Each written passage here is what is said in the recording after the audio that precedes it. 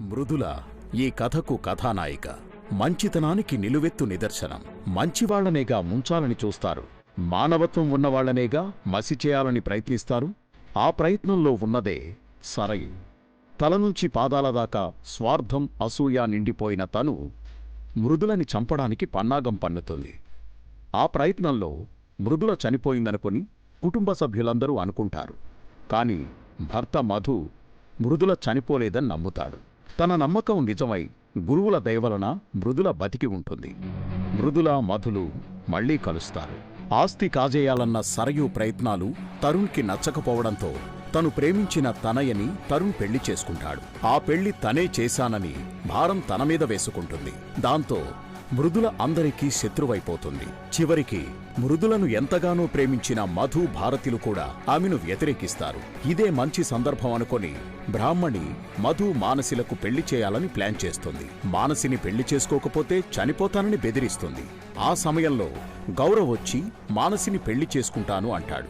గౌరవ్ని పెళ్లి చేసుకోవాలంటే నువ్వు ఇల్లు వదిలి వెళ్లిపోవాలని మానస్ అంటుంది. వెళ్లిపోతానని మానసికి మాట ఇచ్చి ఇల్లు వదిలి వెళ్లిపోతుంది. సరిగ్గా అదే సమయంలో అనుకోకుండా మధుకి యాక్సిడెంట్ అవుతుంది. తన భర్త అయిన మధుని కాపాడుకోవడం కోసం రూపం మార్చుకొని సంపంగిలా మారుతుంది మృదుల. మధుతో పాటు సంపంగిలా మళ్లీ అత్తారింట్లో అడుగు పెడుతుంది మృదుల. సంపంగి వేషంలో ఉన్న మృదుల బ్రాహ్మణికి బాగా నచ్చుతుంది. తను సంపంగి కాదు, మృదుల అని తెలిస్తే ఆమె జీవితం ఎలా మలుపు తిరుగుతుంది, సంపంగి రూపంలోంచి మృదుల ఎలా బయటపడుతుంది, తన జీవితం ఏమవుతుందో ఇక మీరే చూడండి. అందరితో సంతోషంగా ఉండాలి. అన్నయ్య, వదినలతో మాట్లాడాను. అందరూ ఒప్పుకున్నారు. అత్తా, అదిక ఇంకేం మాట్లాడొద్దు మనసి. అత్త మాట వింటాను, ఏం చెప్పినా చేస్తాను అన్నావు కదా, ఈ ఒక్క మాట విను. అత్త. పెద్దమ్మా, పోనీలే పెద్దమ్మా. తనకిష్టం లేనప్పుడు బలవంతం చేసి ఇబ్బంది పెట్టడం ఎందుకు? గౌరవ్, మానసి ఒప్పుకుంది. దాన్నింకా నువ్వు రెచ్చగొట్టొద్దు. సరే పెద్దమ్మా, నేనెప్పుడన్నా నీ మాట కాదన్నానా? రిసెప్షన్ అయ్యాక రేపు హనీమూన్కి వెళ్ళమన్నా వెళ్తాను. ఏం మానసి?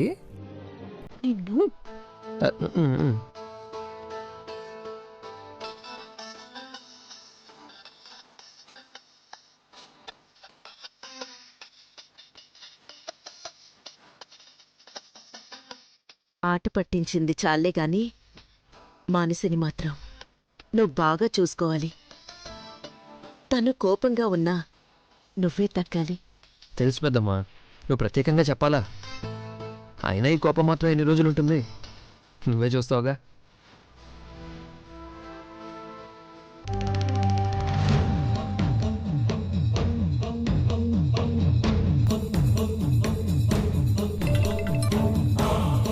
చెప్పు సరియు.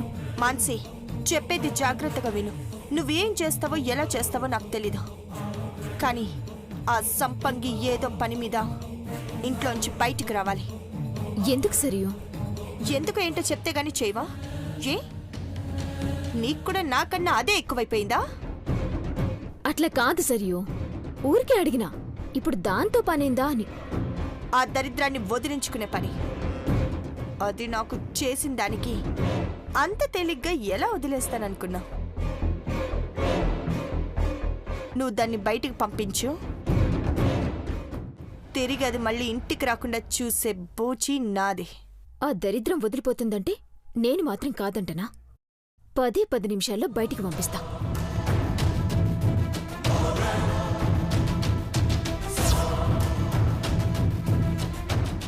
సంపంగి, సంపంగి, సంపంగి, సంపంగి, సంపంగి. ఏంది చిన్నదొరసాని, మీరు నన్ను పిలిచిండ్రా? ఈ దినం నా అదృష్టం బాగున్నట్టే ఉంది. ఏం కావాలో చెప్పండి. కాఫీ కావాలా, టీ కావాలా, లేకపోతే జ్యూస్ ఏమైనా కావాలా? అబ్బా ఆపు సంపంగి. ఇప్పటికీ తలనొప్పితో సస్తా ఉంటే ఇంకా తలనొప్పి తెస్తావేంది? మెడికల్ షాప్కి పోయి తలనొప్పి టాబ్లెట్స్ తీసుకురా. పో. తలనొప్పికి టాబ్లెట్లు ఎందుకు దొరసాని? తలకు నూనె రాసి ఓ పట్టు పడతాను, సిటికలో తలనొప్పి మాయమైపోతుంది. నువ్వు నాకేం సేవలు చేయనవసరం లేదు. ముందు పోయి టాబ్లెట్ తీసుకురా. గట్లనే మీ ఇట్టం.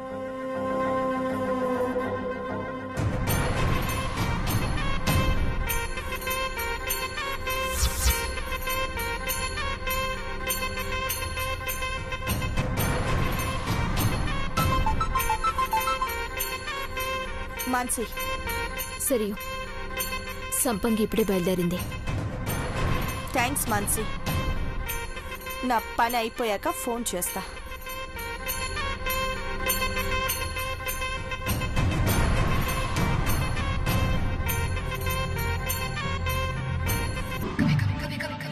చెప్పు సరే. అది ఇప్పుడే బయటకు వచ్చిందంట, వాడికి కాల్ చేసి చెప్పు. అలాగే.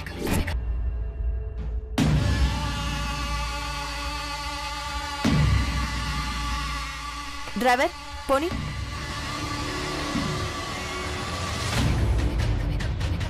హలో, చెప్పండి మేడం.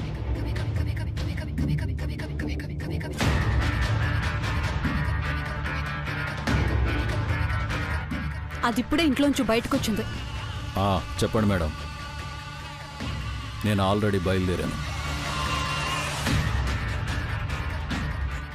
ఎక్కడా కనిపించట్లేదు?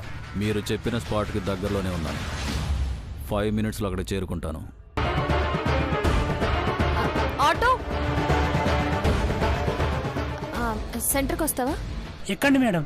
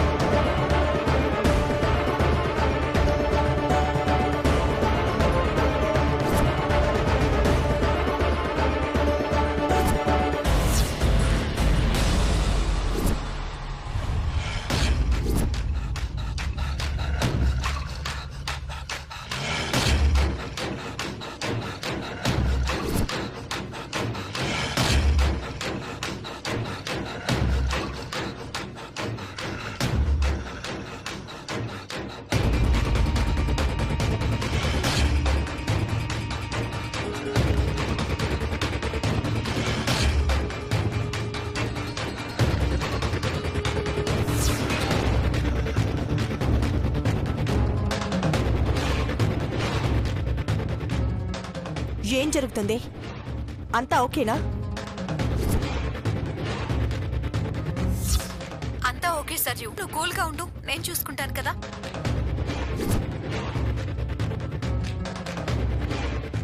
సరే.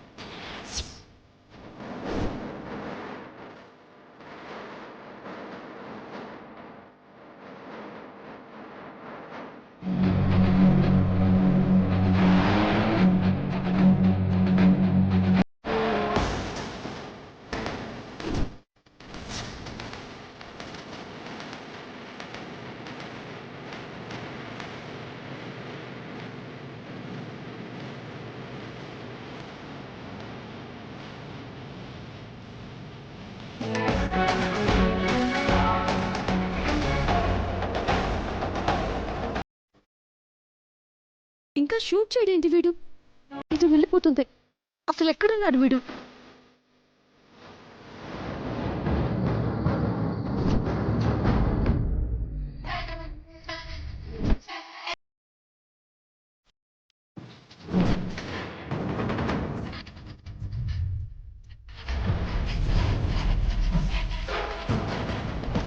హలో, ఊరికే ఫోన్ చేసి డిస్టర్బ్ చేయొద్దని చెప్పా కదా. అసలు ఎక్కడున్నావు నువ్వు? ఆ అమ్మాయి వెళ్ళిపోతుంది, ఇంకా షూట్ చేయవేంటి? సరిగ్గా గన్ ఏం చేసి షూట్ చేయబోతుండగా ఫోన్ చేసి డిస్టర్బ్ చేశావు. సరే, నేను ఆ అమ్మాయిని చూస్తున్నా, ఇప్పుడే షూట్ చేయి.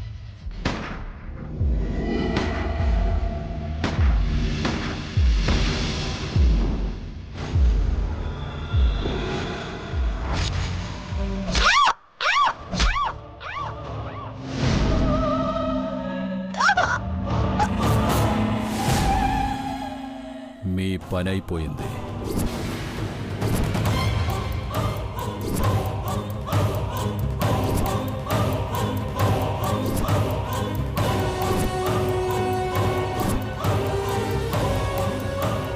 ఏంటైపోయేది? అక్కడ బుల్లెట్ పేల్చావు, కానీ ఇది ఇక్కడ ఇలానే ఉంది. అసలు ఎవరిని షూట్ చేసావు నువ్వు? నువ్వు ఎవరిని షూట్ చేయమని ఫోటో పంపించావో తననే షూట్ చేశా. లేదు, ఆ అమ్మాయి నాకు ఎదురుగానే ఉంది. అదిగో ఆటో ఎక్కి వెళ్ళిపోతుంది. ఇక్కడ నేను షూట్ చేస్తే అక్కడ ఆటో ఎక్కి వెళ్ళిపోయిందంటావేంటి? నువ్వు పంపించిన ఫోటో పంపిస్తా చూడు.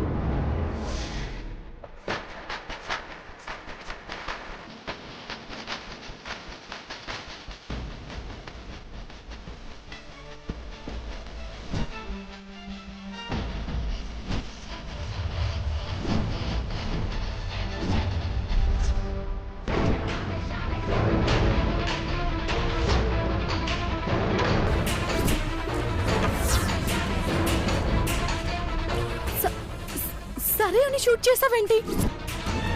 అసలు నీకు చంపమని డబ్బులు ఇచ్చిందే తను. నాకేం తెలుసు? నువ్వు అదే ఫోటో పంపించావు కదా. నేను సరే ఫోటో పంపడం ఏంటి?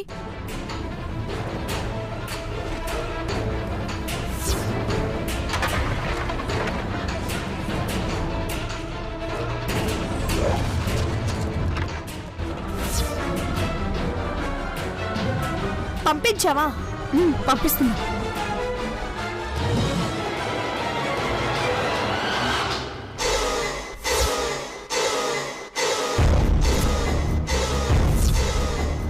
పొరపాటున సరే ఫోటో పంపించాను.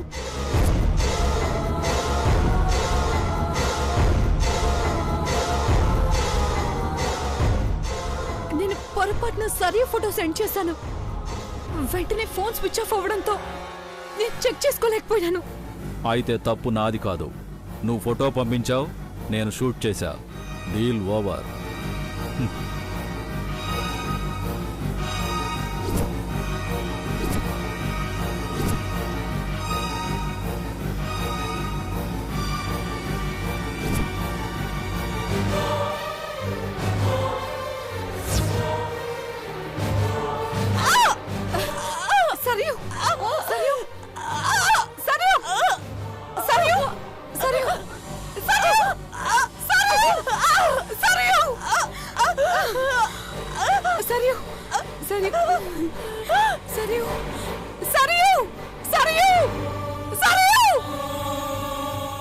సరియు ఇంకా ఫోన్ చేయలేదేంది?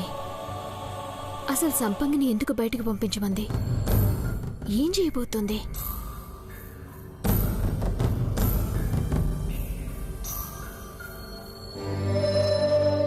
Phone switch off చేసిందేంటి?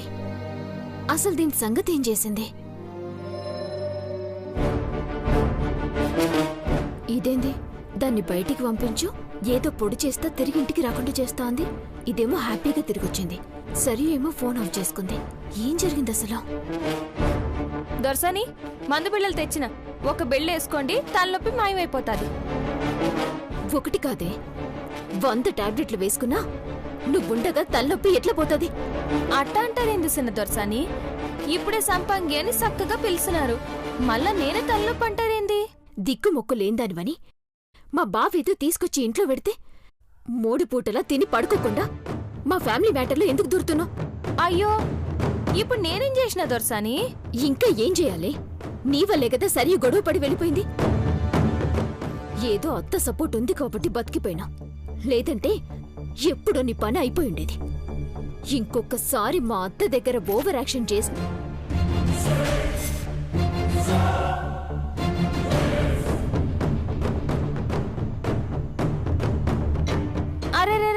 ఏంటి దొరసని మీరు బ్యాగులు మోస్తున్నారేంది? ఒక్క కేకైతే నేను వచ్చేదాన్ని కదా. డ్రైవర్ తీసుకొస్తా అన్నాడు, నేనే వద్దన్నాను. అవును, గౌరవ్ ఏడి? లోపలున్నారు దొరసని. సినదరా, ఓ సినదరా! ఏమైంది? ఎంత చెప్పినా దీని ఓవర్ యాక్షన్ దీందే. ఛ! సంపంగి,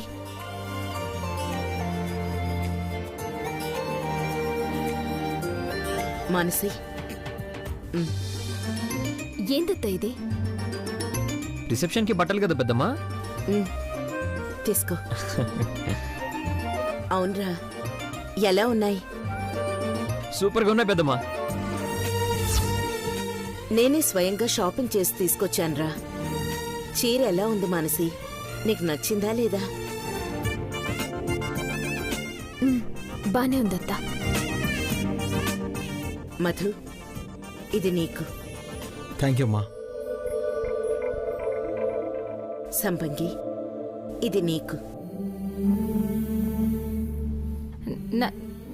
నాకెందుకు దొరసని? ఎందుకేంటి? రిసెప్షన్ కోసం. ఆ రోజు నువ్వు ఈ చీర కట్టుకొని రావాలి. తీసుకో.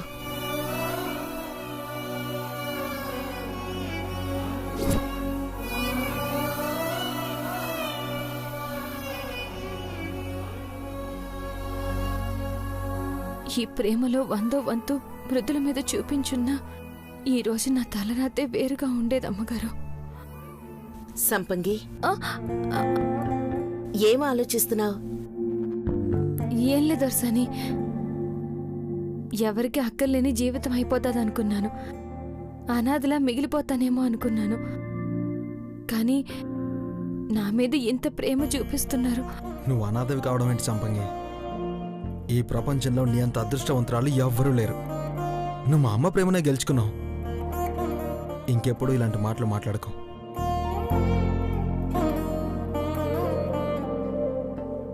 బంగారం రా ఇది. నేనేంటి? ఎవ్వరైనా దీని ప్రేమలో పడిపోవాల్సిందే. సంపంగి, తరుణ్ తనయ్యల బట్టలు లోపల పెట్టు. గట్లనే దొరసని.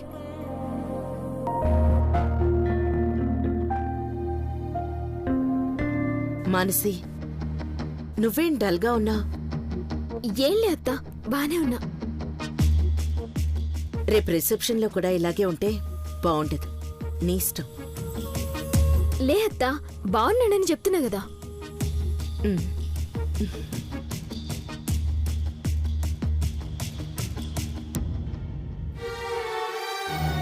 అసలు సరే ఏమైంది?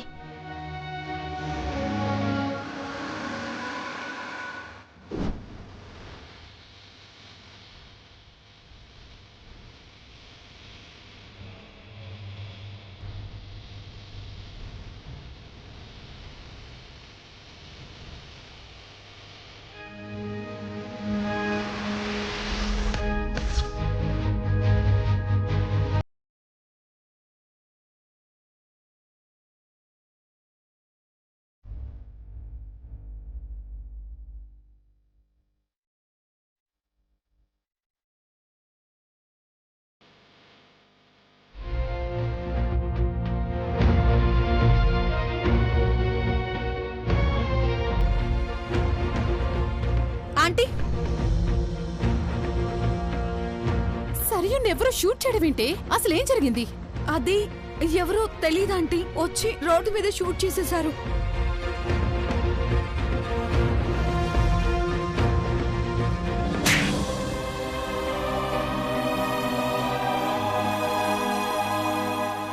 పిచ్చి పిచ్చిగా ఉందా? ప్రాణాలు తీయాలన్న ఆలోచన రావడం ఏంటి? ఒకవేళ అది ఆవేశంలో ఏదో అందే అనుకో. ఇలాంటి పనికి మాలిన సలహా నువ్వివ్వడమేంటి? దానికి సర్ది చెప్పాలి.